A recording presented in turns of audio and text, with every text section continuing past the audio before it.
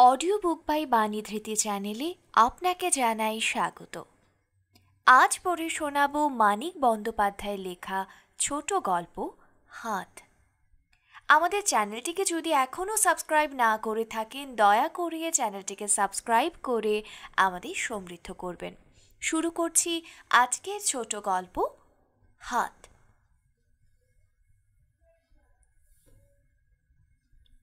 কাঠ যদি শুষ্কতার প্রতীক হয়, কাঠির প্রতীক হওয়া উচিত রোগা শুষ্কতার। কাঠ চিরকালই হয় কাঠি। মানুষকে রোগা হওয়ার জন্য ভুগতে হয় কিন্তু রোগে। এদিকে আবার মোটা হবার রোগও জগতে আছে। রোগা হবার ব্যাপারটা বড় জটিল, প্রায় দর্শনের সমস্যার মতো। মহামায়া যে কাঠির মতো সরু, সময়ে সময়ে সেটা এমন খারাপ দেখায় যে স্পষ্ট মনে হয় মেয়ে মানুষের শরীরে এত বাড়াবাড়ি ভালো নয়। মহামায়াকে সবচেয়ে খারাপ দেখায় সে যখন দাঁড়ানো অবস্থায় উপুর হয়ে মেঝেতে কোনো হাতের কাজ সারে। বড় মাছ পড়লে ছিপও এরকম ভঙ্গি করিয়া বেঁকে যায়। মহামায়ার হাত দুটি লম্বা, রোগা না হলে তাকে বেটে বলা যেত। গড়নের আর একটু অভাব হলেও তাকে ছেলে বলা যেত। হাত দুটি তার ইঞ্চি কয়েক ছোট, আর একটু কম সুগোল ও সুপরিপুষ্ট বলে বলা যেত মানিয়েছে। বাড়ির মানুষগুলোর মধ্যে সে নিজে যেমন বেমানান, তার প্রত্যঙ্গগুলির মধ্যে হাত দুটিও তেমনি বেমানান, যেন ধার করা জিনিস। ধার করা জিনিসের মতোই হাত দুটি কিন্তু তার কাজের। কত কাজ যে সে করে তার সীমা নেই। সেলাইয়ের কাজ, বোনার কাজ, লেখার কাজ, সংসারের কাজ, সেবার কাজ। হাতে কাজ না থাকলে সে এক মুহূর্তও থাকতে পারে না। ঘুম ভাঙার পর থেকে আবার ঘুমিয়ে পড়া পর্যন্ত হাত তার অবিরাম কাজ করে যায়। হাতের পরিশ্রমের শ্রান্তিতে শরীর এলিয়ে আসে, কোমর টনটন করে, মনে হয় হাঁটু মুচড়ে হুমড়ি খেয়ে সে পড়ে যাবে। কিন্তু হাত তখন তার বোধ হয় ডাম্বেল ভাঁজতেও রাজি। জোর করে কাজ থেকে বঞ্চিত করে রাখলে হাত তার এটা ঘাটে ওটা ঘাটে, এক টানে ওকে ঠেলে দেয়, ঠিক নিষ্কর্মা মানুষের মতো ছটফট করতে আরম্ভ করে। তারপর এক সময় দেখা যায় একটা অকাজকে কাজে পরিণত করে হাত তার ভারী ব্যাপৃত হয়ে পড়েছে। স্বামীর গদি আটা চিত হবার চেয়ারে চিত হয়ে ছোট মেয়েকে মাই দিতে দিতে মেজ যা কেতুকি বলে, চারা গাছটা টপ থেকে উপড়ানো হলো কেন? মহামায়ার বিস্ময়ের সীমা থাকে না। ফুলের চারার চেয়ে সে নিজের হাতের দিকে তাকায় বেশি। তাই তো, তার হাত দুটো তো বিশ্বাস নেই। এই তো হেসেল তুলে এসেছে আজও হাজারটা টুকিটাকি কাজ সেরে, এর মধ্যে এত কি অধীর হয়ে উঠল তার হাত যে দেওরের টুথব্রাশ দিয়ে খুঁড়ে খুঁড়ে টপ থেকে আস্ত একটা ফুলের গাছ উপড়ে ফেলল। ছুচুলো চিবুকের চামড়া কুচকে রেখার মতো পাতলা ঠোঁট ফাঁক করে সে একটু হাসে, বলে, ভালো করে পুতবো বলে উপড়েছি ভাই। রোজ জল দিচ্ছি, ফুল ফুটবার নাম নেই, তাই ভাবলাম একবার তুলে আবার পুঁতি, দোষ টোষ কিছু থাকে তো শুধরে যাবে। লাকসই কৈফিরত দিলে কি হবে? মনটা মহামায়ার খারাপ হয়ে যায়। লাকসই দূরে থাক, কোনো রকম কৈফিরতই দিতে পারেনি, এমন কাজও কি সে করেনি? সকালে সেজ দেওয়ারের ছেলেকে 4 বার লোফালুফি করে খেয়াল হয়েছিল সেটা মানুষের বাচ্চা, কুমড়ো কাকুর নয়। তার খানিক পরে ছোট ননদের 27 টাকার শাড়িখানা ছিঁড়ে দোফালা করে ফেলেছিল। এখানকার মতো এমনিভাবে রোদে মেলা শাড়ির কাছে চুপ করে দাঁড়িয়ে থেকে কেন এমন হয়? কোনো কথা ভাবতে গেলেই নিজের হাতের কথা কেন সে ভুলে যায়? কেন তার মনে থাকে না যে সে একটু অন্যমনস্ক হলেই হাত দুটি তার চুপি চুপি এমন কিছু একটা কাণ্ড বাঁধিয়ে তুলবে যার জন্য নিজের আর বিপদের সীমা থাকবে না। মন খারাপ করে এইসব কথা ভাবতে ভাবতে হঠাৎ চমক লাগে মহামায়ার। এইটুকু ভাবনার অবসরেই ডান হাতটি এক কাজ করে বসে আছে। উঠানের ওদিকে উঁচু প্রাচীর, তারও ওদিকের বাড়িটার তেতলার জানলায় দাঁড়িয়ে যে ছেলেটা ইশারায় আসবার অনুমতি প্রার্থনা করছিল, এই নিঝুম দুপুরে তাকে তার ডান হাতটি ডেকে বসেছে। নিঝুম দুপুর হয়তো নয়, একতলার প্রেসে হয়তো এখনই ঘটাং ঘটাং ছাপার কাজ আরম্ভ হয়ে যাবে, তবু অন্তত দুপুর তো। এই সময় এভাবে ইশারায় আদান প্রদান চোখে পড়লে লোকে ভাববে কি? লোকে তো জানবে না ও বাড়ির বারিনের কাশি হয়ে গলা ভেঙে গেছে বলেই নিজের বুকে হাত ঠুকে জিজ্ঞেস করেছে এখন রুমাল নিতে আসবে কিনা, আর সে অন্যমনস্ক হয়ে পড়েছিল বলেই তার অবাধ্য হাত হাতছানি দিয়ে তাকে ডেকেছে। গলা অবশ্য তার ভাঙেনি, কিন্তু মেয়ে মানুষ হয়ে সে চেঁচাবে কি করে? হাতছানি দিয়ে না ডাকলে হতো। ওর ইশারা আর তার হাতছানি যে দেখেছে, সে যখন ওকে এ সময় এই বাড়িতে ঢুকতে দেখবে, ভাবতে আর সে কিছু বাকি রাখবে না। ভালো করে পুঁতবার জন্য ওপরানো চারাটি ইতিমধ্যে কয়েক টুকরোয় ভাগ হয়ে গিয়েছিল। সেদিকে চেয়ে মহামায়া আর চোখে একবার কেতকীর দিকে তাকালো। কেতকী চোখ বুজেছে। দুপুরবেলা স্বামীর ছেলেকে বুকে নিয়ে স্বামীর চিত হবার চেয়ারে চিত হয়ে বেশিক্ষণ কেতকী চোখ খুলে রাখতে পারে না। ভাঙা চারা গাছটা নিচে ফেলে দিয়ে মহামায়া দুহাতে রেলিংটা শক্ত করে চেপে ধরল। এই কাজটাই করুক হাত দুটি, এই রেলিং ধরার কাজ। এত জোরে ধরুক রেলিং যে খুলবার সময় রীতিমতো একটু কষ্ট হয় তার হাত দুটির। প্রত্যেকটা আঙুল সোজা করবার সময় যেন বুঝতে পারে এ একরকম শাস্তি। সেইখানে দাঁড়িয়ে মহামায়া বারিনকে বাড়ি ঢুকতে দেখল। একতলার প্রেসে কেতকীর স্বামীর সঙ্গে কথা বলতে শুনল। দোতলা ডিঙিয়ে জুতার শব্দে তেতলার সপুত্র কেতকীর ঘুম ভাঙিয়ে কাছে এসে দাঁড়াতে দেখল। তবু রেলিংয়ের মুঠি খুলল না। আঙুলের গাঁটগুলো তখন তার ধপধপে সাদা হয়ে গেছে। রক্তের স্রোতের সঙ্গে একটা স্তিমিত ব্যথা দেহের ভেতরের দিকে বয়ে চলেছে। রুমালগুলো হয়েছে বৌদি? বারিনের কথায় একটা শব যেন বেঁচে উঠল। এক মুহূর্তে মহামায়ার দেহের অসারতম অঙ্গটুকু পর্যন্ত যেন এলো প্রাণ স্পন্দনের জোয়ার। তাড়াতাড়ি রেলিংয়ের বাঁধন থেকে হাত ছাড়িয়ে সে বলল, সব হয়নি, কটা বাকি আছে, একটু বসুন, এখনই সেলাই করে দিচ্ছি, 5 মিনিট। কাজের যে কোনো অভাব আছে তা নয়। বাড়িতে লোক 13 জন। প্রেসের 2 জন কম্পোজিটারও বাড়িতেই থাকে। আপিসের তারা নেই বটে, স্কুল কলেজে তারা আছে। তবে মহামায়ার মুশকিলেই সকলে তাকে সব কাজ করতে দেয় না। স্বামী আর ছেলেমেয়ের এমন কতগুলো সেবা আছে যা খুব বেশি রকম আলসে স্ত্রী আর মাও নিজেরা করতে ভালোবাসে। আবার এমন কতগুলো কাজ আছে মহামায়ার যা করতে নেই, করলে ভালো দেখায় না, বা অন্য কাউকে করতে না দিলে খারাপ দেখায়। তাছাড়া মহামায়ার আছে ঘেন্না, গা ঘিন ঘিন করা উৎকট অদ্ভুত ঘেন্না।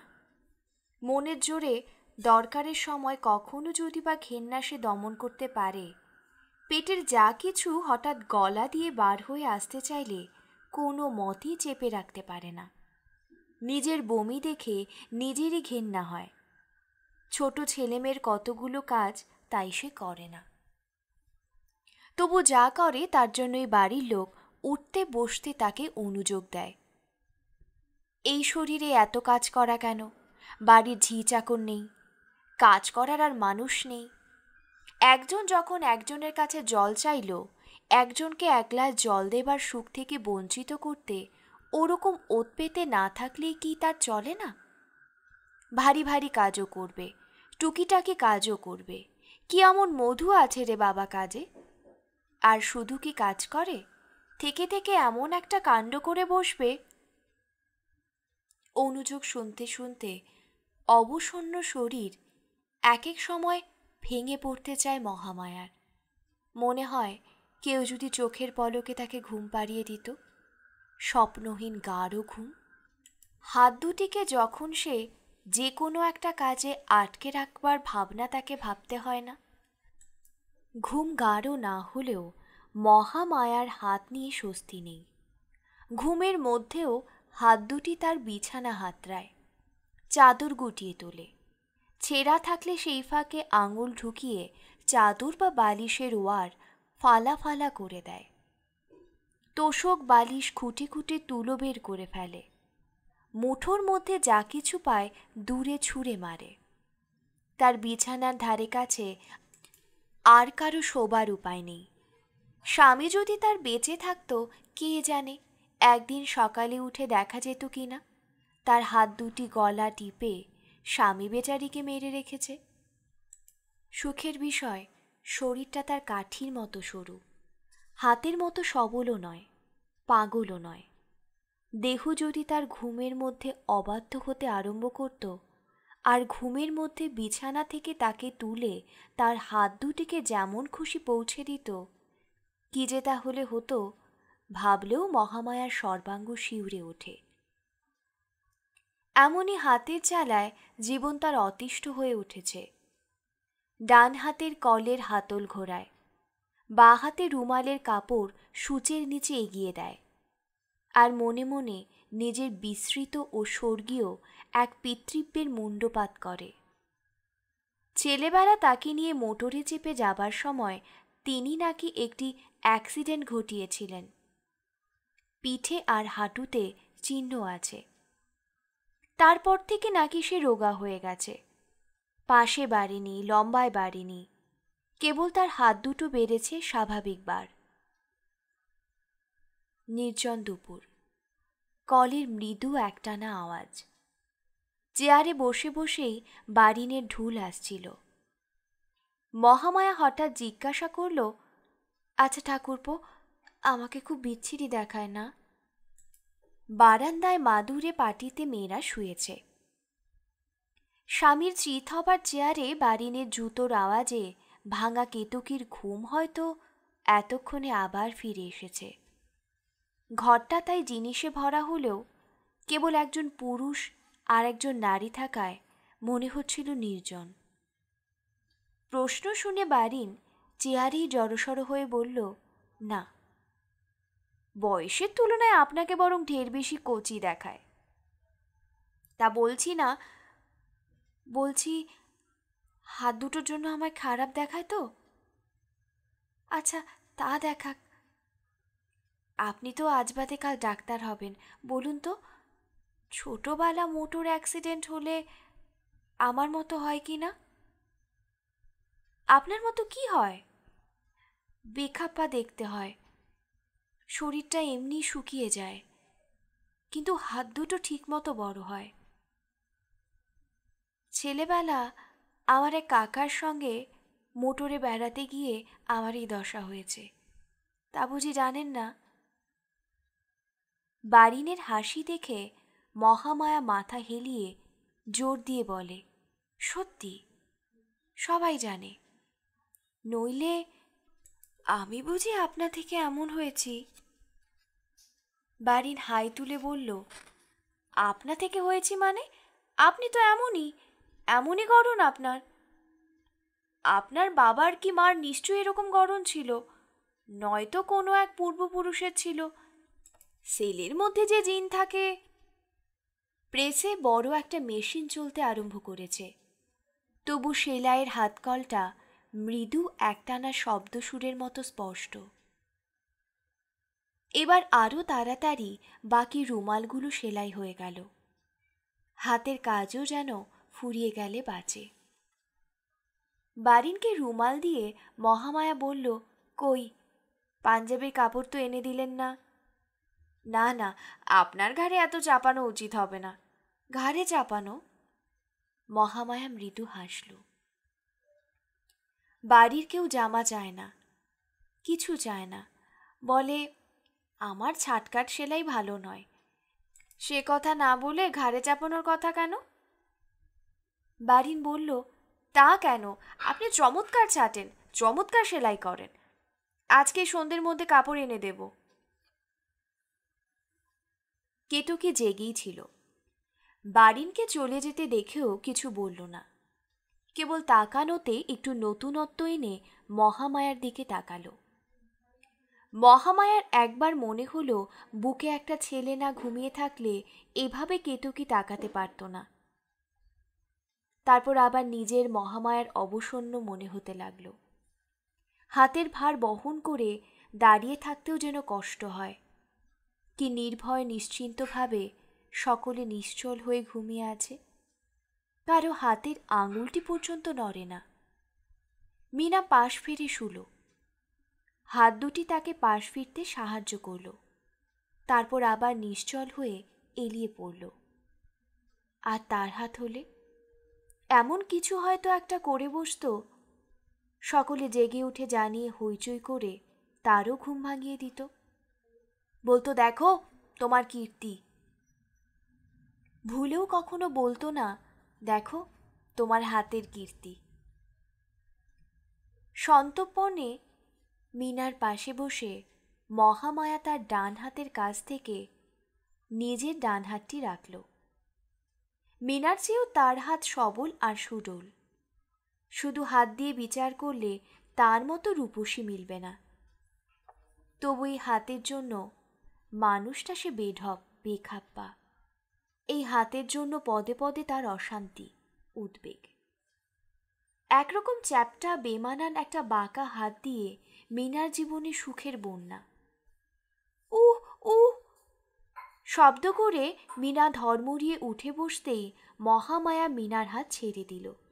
নিজের হাতে হাত বুলোতে বুলোতে মিনা ক্রুদ্ধ স্বরে জিজ্ঞাসা করল, কি তোমার কি হয়েছে বৌদি?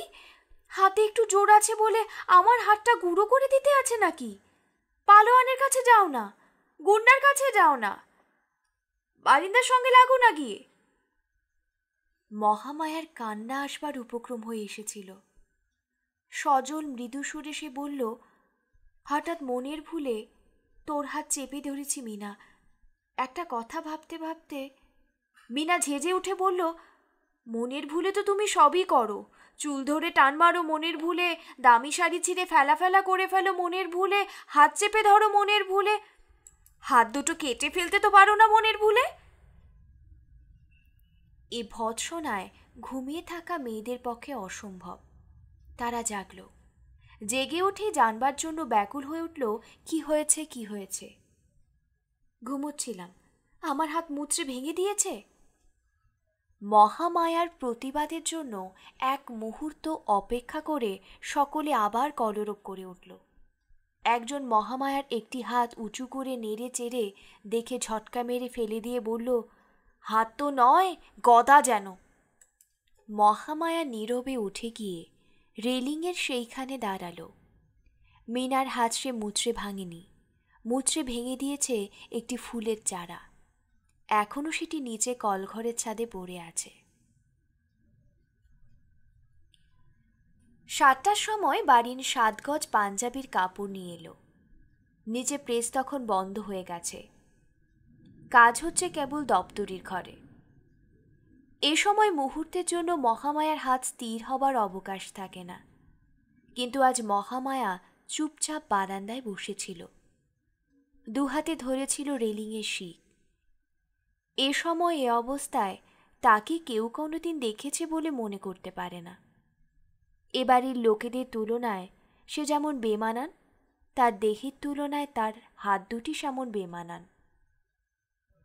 এ সময় এভাবে তার বসে থাকা যেন তার চেয়েও বেমানান। কেতকীর স্বামী তার গদি আটা চেয়ারে চিত হয়ে পড়ে আছে। কেতকী নিজের ছেলের কান্না থামাতে না পেরে পাগল হয়ে উঠেছে। আরও 4-5টা ছেলে মেয়ে চেঁচাচ্ছে। ভাড়ার বার করে দিতে গিয়ে মিনা প্রায় কেঁদে ফেলার উপক্রম করছে। স্কুল কলেজ থেকে ফিরে একবার যারা খাবার পেয়ে খায়নি, এখন বেরিয়ে ফিরে খাবার চেয়ে তারা পাচ্ছে না। রান্নাঘর থেকে কিসের একটা গোলমাল শোনা যাচ্ছে। মহামায়ার বুড়ি শাশুড়ি কাশতে কাশতে মরে যাবার ভয় দেখাচ্ছেন। কোমরে আঁচল জড়িয়ে মহামায়া একবার তার গদা দুটি নিয়ে যুদ্ধক্ষেত্রে নামলেই সব গোলমাল থেমে যায়। কিন্তু আঁচল সে জড়িয়ে রেখেছে গায়ে, আঙুল দিয়ে দুটি গদাকেই বেঁধে রেখেছে রেলিংয়ের শিকে। মানুষের উপর তার অভিমান হয়নি, ঘেন্না সে করেছে নিজেকে। যে অনুভূতি তার মধ্যে সবচেয়ে প্রবল, সেই অনুভূতি আজ কেবল নারীর মধ্যে পাক দিয়ে উঠেছে। মনে হচ্ছে এই বুঝি বমি করে ফেলল। কোমরে আঁচল জড়ালে এ ভাবটা কমে যাবে কিনা? বাড়ি আসবার অনেক আগে থেকে সেই কথাটা ভাবছিল। কোমরে আঁচল জড়িয়ে সে যে রহস্যের সৃষ্টি করে, তার পীড়ন সকলে যে শুধু তার কোমরে আঁচল জড়ানো সেবার জন্য সহ্য করে মহামায়া তা অজানা নয়। বমি বমি ভাব সামলাতে হলে নাভির কাছে খুব আঁট করে তাকে আঁচল জড়াতে হবে। এই সরু কোমর তার, আঁচল আট করে বাঁধলে কি অকথ্য সরু দেখাবে কোমর, আর তার তুলনায় কি অসম্ভব বিশাল দেখাবে তার হাত। লজ্জায় গায়ে কাঁটা দিয়ে উঠছিল মহামায়ার। নিজেকে সামলাবার আঁচল সংক্রান্ত পরীক্ষাটুকু করার সাহস সে পাচ্ছিল না। বাড়ির কাপড় নিয়ে আসতে সে উঠে দাঁড়ালো। সিল্কের কাপড় দেখে খুশি হয়ে বলল, সিল্ক? বারিন বলল, হ্যাঁ, ভালো জামা করা চাই, কিন্তু এই হাতে কি আর ভালো জামা হয় ঠাকুরপো? দু চোখে জল নেমে এলো মহামায়ার। বারিনদের বাড়ির আলোকিত জানালাগুলো দিয়ে তাকিয়ে বলল, বড় অবাধ্য, বড় কুৎসিত হাত। কি যে করি আমি হাত দুটো নিয়ে? কম্পোজিং রুমে টিমটিমে একটি আলো জ্বলছে, ছাপাখানা অন্ধকার। দপ্তরিখানার ভেতরটা আলোয় ঝলমল করছে। খোলা দরজা দিয়ে খানিকটা আর খোলা জানলা দিয়ে খানিকটা দেখা যায়। যন্ত্রে ফেলে বুড়ো দাড়িওয়ালা দপ্তরি ছাপা ফর্মা কাটছে। দেখতে দেখতে মহামায়ার হাত এদিকে এগিয়ে যায় বারিনের দিকে। বারিন সাহিবি পোশাকে বেরিয়েছিল, এই বেশি সোজা এখানে এসেছে। মহামায়ার ডান হাত এগিয়ে গিয়ে তার কোটের মাঝের একটা বোতামকে পাকড়াও করে পাক দিতে থাকে। মুখে বমি করার ভাব ফুটে আছে। ভেবে মুখ মহামায়া ফেরানো থাকে অন্যদিকে। কয়েকটা মোচড় খেয়েই বারিনের কোটের বোতামটি আলগা হয়ে খসে আসে। মহামায়া তখন পাকড়াও করে তার উপরের বোতামটিকে। সেটি খসে এলে নিচের দিকে। কেতুকীর স্বামী চিত হয়ে থেকেই মৃদুস্বরে ডাকে, বৌঠান, ও বৌঠান। মহামায়া মুখ ফিরিয়ে আনতে আনতে বারিনের সে বোতামটিও খসে আসে। অন্য একটি বোতাম ধরে মহামায়া আরও মৃদুস্বরে বলে, কেন ঠাকুরপো, ও কি করছো? কি করছি? বোতাম ছিঁড়ছ কেন বারিনের? বোতাম ছিঁড়ছি? মহামায়া চমকে উঠে, ওমা, তাই তো। একবার নিজের হাতের বোতামগুলি আর একবার বারিনের কোটের বোতামের খালি ঘরগুলির দিকে তাকায় মহামায়া। নিঃশ্বাস ফেলতে যাওয়ায় মনে হয় ভেতরে যা কিছু আছে সব তার বেরিয়ে আসতে চায়। কেবল ছিদ্রগুলি ছোট বলে পারছে না। একটু সরে দাঁড়ায় মহামায়া, কিন্তু কতদূর আর সরে যাবে? সকলকে শুনিয়ে শুনিয়ে মিনা কেতকীর স্বামীকে বলে, বোতাম ছেঁড়ার কথা কি বলছো মেজদা? সারাদিন আজ কত কি ছিঁড়েছে, হিসেব রাখো কিছু? আমার সেই যে ঘাসের রঙের শাড়িটা কিনে দিয়েছিলে, নবুদের বাড়ি নেমন্তন্নে গিয়ে কাল নিজেই উনি তাতে চুন লাগালেন। ওবেলা ধুয়ে রেলিংয়ে মেলে দিয়েছি, কখন কাছে দাঁড়িয়ে কাপড়খানা ফালাফালা করে ফেলেছে।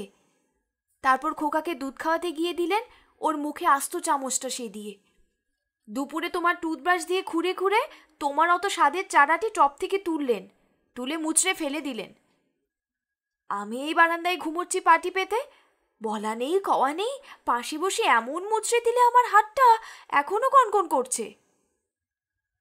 কোমরে আঁচল বেঁধে সে দুহাতকে খাটায়। মিনার কথা শুনতে শুনতে বমি থামাবার জন্য সে মুখে আঁচল গুজে দিয়েছে। বারিনের সিল্কের থান মাটিতে ফেলে বারিনের একটা হাত ধরে টানতে টানতে সে সিঁড়ির দিকে এগিয়ে গেল। কেতকীর স্বামী একবার আর সিঁড়ি দিয়ে নামবার সময় বাড়ির দুজন মেয়ে দুবার জিজ্ঞেস করল, কোথায় যাচ্ছ? মুখ থেকে আঁচলও সে সরালো না, কথার জবাবও দিল না। একবার নিচের তলায় নেমে ঢুকলু গিয়ে দপ্তরির ঘরে। মরতেও দিও না ভাই ঠাকুরপো, বাঁচিও বলে বাঁধানো বই কাটবার যন্ত্রে ফেলে কুনোয়ের নিচ থেকে নিজের দুটি হাতকে মহামায়া কেটে বাদ দিল। নিজের রক্তে ভেজা কয়েকটা বই খাতা আর ছাপানো ফর্মার উপর টলে পড়ে জ্ঞান হারাবার আগে বলল, অবাক হয়েও না ভাই, লোকে আত্মহত্যাও করে, রক্ত থামিয়ে বাঁচাও, তোমার পাঞ্জাবি আর তৈরি করে দিতে পারলাম না। নিচে মাদুরে বই খাতার উপর পড়ে রইল হস্তবিহীন মহামায়া। লোহার যন্ত্রের উপর একরা সরু সরু কাটা কাগজের উপর পৃথক হয়ে পড়ে রইল নিস্পন্দ দুটি হাত। এরই সাথে শেষ হলো মানিক বন্দ্যোপাধ্যায়ের লেখা ছোট গল্প হাত। গল্প পাঠ কেমন লাগছে কমেন্ট করে অবশ্যই জানাবেন, এবং আরও কি গল্প বা উপন্যাস শুনতে চান কমেন্ট করে অবশ্যই জানাবেন। সকলে ভালো থাকবেন এবং যারা আমাদের ভালো রাখে তাদের ভালো রাখবেন।